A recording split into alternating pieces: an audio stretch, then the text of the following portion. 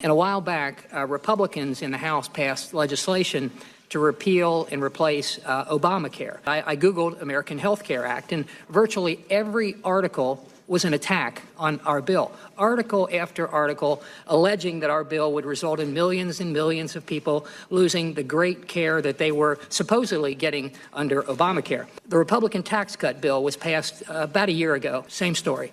Article after article attacking the Republican tax cut plan, alleging the tax cuts only went to the rich. Now, I know Google's attitude, the algorithm made us do it, but I don't know that I buy that. While we're at it, I couldn't find one single good article on Bill Cosby.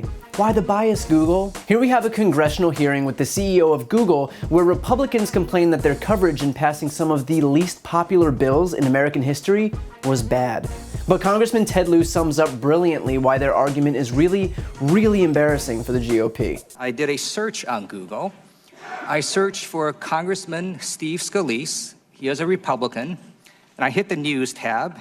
And the first 4 articles that come up are generally pretty positive. The first one is from Town Hall, a generally conservative publication, about his book, Back in the Game. Second article is also about his book, Back in the Game. Third is about him talking about election results. Fourth is from Fox, another positive article about his book, Back in the Game. You don't have a group of people at Google, they're sitting there thinking, hey, we like Steve Scalise, so we're going to generate positive articles on these search results. That's not what's happening, right?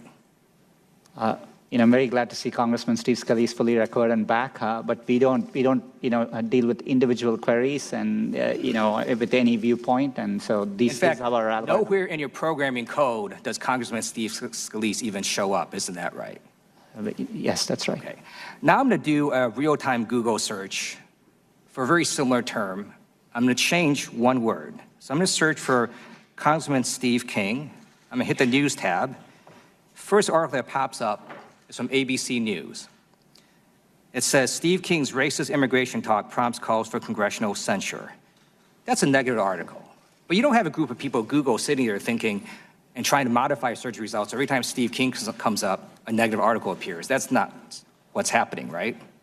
We always operate for any query with the same set of principles. We are trying to reflect what is currently, if it is newsworthy, what is currently being discussed about that phrase. Thank you. So let me just conclude here by stating the obvious. If you want positive search results, do positive things. If you don't want negative search results, don't do negative things. And to some of my colleagues across the aisle, if you're getting bad press articles and bad search results, don't blame Google or Facebook or Twitter. Consider blaming yourself. I mean, seriously, the 2 major bills presented by Republicans, the Obamacare replacement and the tax cut, were so egregiously bad that one didn't even pass, and the other was kryptonite on the campaign trail and helped oust at least 40 Republican congressmen. Call me crazy, but I don't think the search engine is the problem here. Finally, we have Iowa Congressman Steve King, who inadvertently just made the best case for term limits that I've ever seen. He goes for a gotcha moment in demanding that the Google CEO explain something about his iPhone. They're different companies. I have a 7-year-old granddaughter who picked up her phone before the election, and she's playing a little game, kind of game a kid would play, and up on there pops a picture of her grandfather. And I'm not going to say into the record what kind of language was used around that picture of her grandfather, but I'd ask you, how does that show up on a 7-year-old's iPhone who's playing a kid's game?